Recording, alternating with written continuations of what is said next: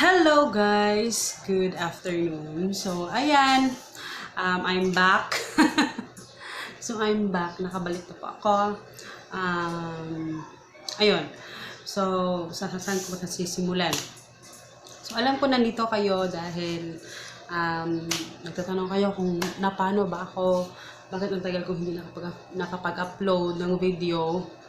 And I think mga 3 months, almost 4 months siguro na hindi ako nag-upload ng video dito sa YouTube.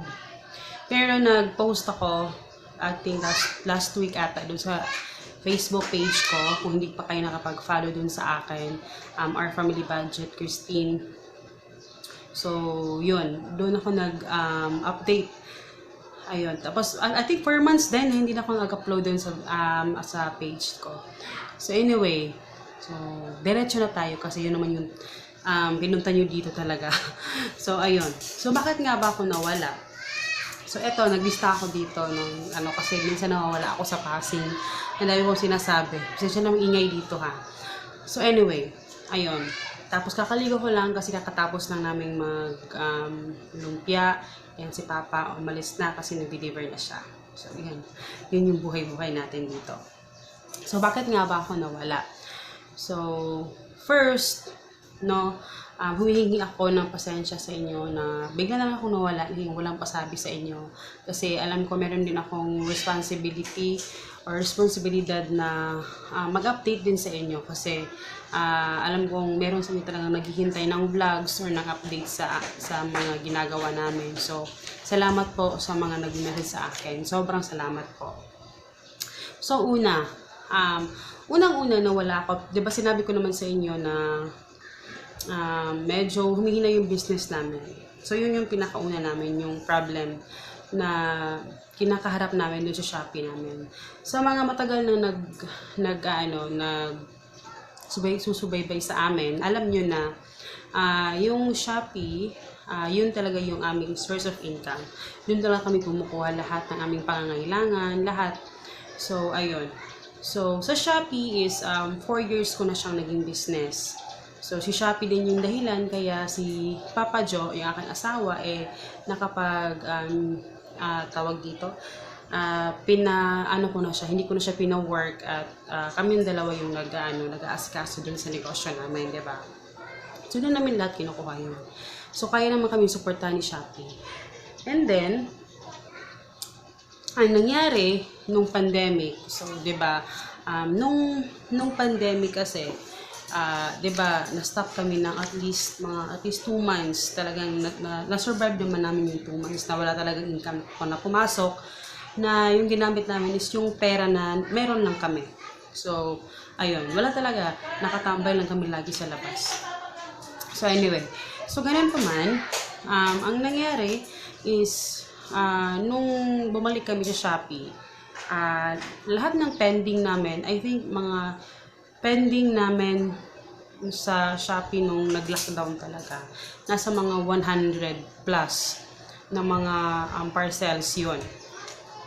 So imagine, lahat ng iyon na stop at hindi na ibalik sa amin. So walang nabalik doon sa mga parcel na stock doon sa mga couriers. So, syempre, malaking lugi sa amin yun. Kasi ang dami, imagine niyo kung gaano kadami yung 100 plus na mga parcels or mga packages na nawala sa amin. And box pa yun, usually yung mga pinapadala namin. So, ayun. So, kaya napunta tayo sa pangalawa. So, may nag-offer sa amin na business loan. So, ginrab namin yung opportunity na yon kasi lagi ka naman sinasabi sa inyo, basta sa negosyo, wala namang problema talaga pag parang mag-loan ka for the business. So, yun yung ginawa ko. Nag-loan kami kasi pangdagdag doon sa namin, sa nawala doon sa shop. And so far naman, naman namin na kaya na naman namin alam kong may kapasidad si Shopee na bayaran yung mga yung loan na inutang namin. So, ayun. Ang nangyari,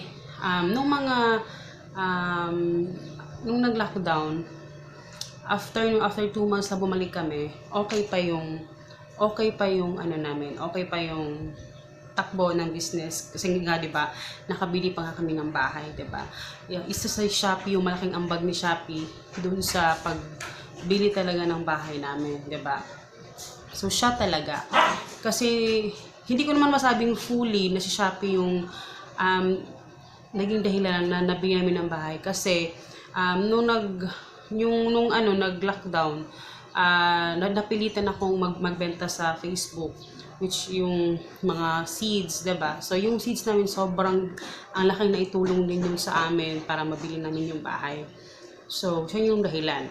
So, ganun siya kalakas yung benta namin dati. Nung yung December, doon na nag-start. Kasi maybe, marami ng, yung mga, naisip ko na dahilan, isa is, yung mga tao, wala na talagang pera.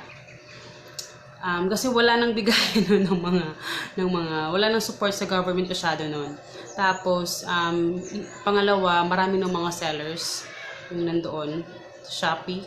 Marami ng kompetensya, and then, pumasok doon yung frozen business namin, which is napabayaan namin si Shopee. So, ayun, kasi unti-unti nang humina yung business namin sa Shopee. Ganun siya nangyari. So, ang nangyari, pagdating sa pangatlo, na-stress ako. Na-overwhelm ako kasi syempre may mga bayarin, di ba? May mga bayarin na kailangan naming bayaran, di ba?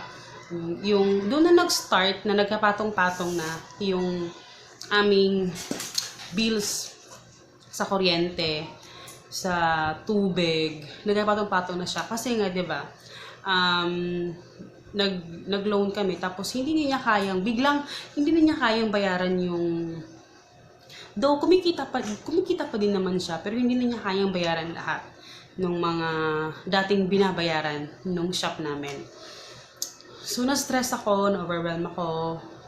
So, pag ganun, nag-iisip ako ng ibang paraan kung paano ko siya gawin. Pero, nagsa-start na kami nung mag-frozen business. Pero hindi ko masyadong siniseryoso. Kasi parang sideline lang yon, parang Tapos, eto, alam ko na darating talaga yung time na hihina talaga yung shop. In-expect ko na siya, pero iba pa rin talaga pag dumating na. Alam mo yon. So, nung dumating na talaga yung time na yon, nung before pa dumating, sabi ko sa inyo, nag-invest ako ng medyo ba konti-konti na at least may pumapasok na pera sa amin buwan-buwan. Kasi hindi naman ganun kami kalakas gumastos sa kada buwan namin. Maliit lang din naman yung expenses namin, kaya okay lang. So, ganun. Ang nangyari doon sobrang stress ko, overwhelmed ako. So, sabi ko, kailangan kong mamili. Kailangan ko mamili kung ano yung ipaprioridad ko. So, hindi ko ma-priority si Shopee. Kasi, kahit ano pang ko sa kanya, yung talagang, gindalingan ko na, hindi pa sapat. Tapos, doon na si frozen business, nagpapatuloy siyang nagpapasok ng pera. So, unti-unti, ayun, sabi ko, kailangan mamili ako kung saan ako magpo-focus para matapos ng problema na to. Kasi gusto kong tapusin yung loan ng mabilis. Sabi ko, nag-decide kami ni Papa na tapusin na. Kailangan bilisan natin tapusin kasi nai-stress ako. Kasi nga, ang nangyari, si frozen business, siya na yung nababayad nung naging loan namin sa Shopee, which is, yung pera na yun, ginamit namin doon sa stocks na nakatenga lang doon sa shop namin, doon sa stock room namin. So, instead na mag-expand yung aming frozen business, hindi siya nakakapag-expand, o hindi kami nakapag-upgrade ng something ng mga freezer, ganyan. Kasi nga, siya yung nagbabayad doon sa naging loan, and then yung mga bills namin, ganyan. So, sabi ko, ayun, ito yung mga naging solusyon ko. Ito sinishare ko to sa inyo guys kasi gusto ko din na baka sakaling meron kayong matutunan dito sa mga sasabihin ko, baka pinagdadaanan nyo rin ito and kapulutan nyo din ng aral, di ba?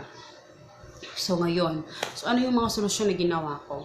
So una, yung solusyon na ginawa ko, nag-decide kami ni Papa na kailangan meron kaming bitawan na isa para mag-focus kami dun sa kung ano yung mas makakatulong sa amin for now. So sabi ko, quit everything except sa Shopee. Kasi hindi ka naman pwedeng i-quit yung Shopee. Kasi nandyan pa rin naman siya, nagpapasok din naman siya ng pera, konti-konti, pero hindi na kagaya ng dati talaga. So, si Frozen Business, siya yung finukosan. Siya yung, doon kami nakakonsentrate talaga. Doon talaga kami nakapag-concentrate siya, Tapos wala kaming tauhan, kami lang dalawa ni Papa. So, na-stress pa kami nung una, tapos nung na kami sa aming Frozen Business, mas lalo akong na-stress, na-overwhelmed ako kasi talagang sabi ko, bibitawan ko na yung YouTube kasi though alam ko si YouTube nakakatulong pa rin naman siya sa amin, pero syempre mas malaki yung kinikita ko sa shop, at alam ko si YouTube parang kaligayahan ko lang siya, personal ko, hindi ng pamilya ko. So, kailangan ko siyang i-give up ng at least ng mga ilang buwan. Sabi ko, at least mga ilang buwan lang. Kailangan ko lang ayusin kung ano yung kailangan ayusin. Kailangan ko lang i-ano talaga. So, ayun. So, ang nangyari, si Shopee, meron pa rin namang nagpapack kami ng orders. Ngayon, pero hindi na kami nakafocus doon masyado. And then, si Frozen Business, thank you Lord kasi hindi ko lubos maisip na si Frozen Business namin, siya yung talagang kung ano yung kinita namin sa Shopee, tinoble, tinripli pa niya yung kinikita namin na hindi ko lubos akalain na darating sa point na ganito. So, ayun. Tapos, pangalawang naging solusyon namin is, sabi ko, kailangan namin mag-sacrifice. Isa sa mga naging na-sacrifice talaga is yung pag-homeschool ko. Kasi syempre wala kaming tauhan. So, inisip ko, pag nag-homeschool, sabi ko, stop muna kami ng mga ilang buwan kasi itong gagawin namin para din naman sa kanya to. Para sa long term na magiging maganda yung resulta. So, we stopped talaga na mag-homeschool. Parang naging unschooling yung nangyari. But I know, nakakapag-learn pa rin naman siya kasi lumalabas naman siya. Diba? Yung kids, natututo naman sila through playing. So, alam ko naman yun. Tapos, ganun.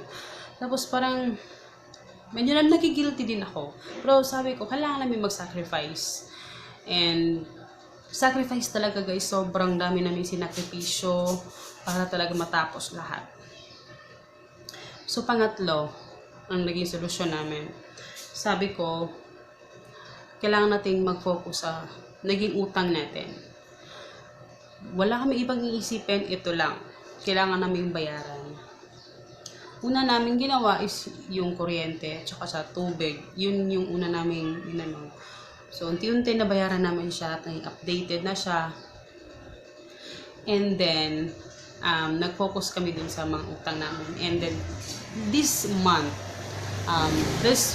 eto na yung last payment namin. So, thank you Lord.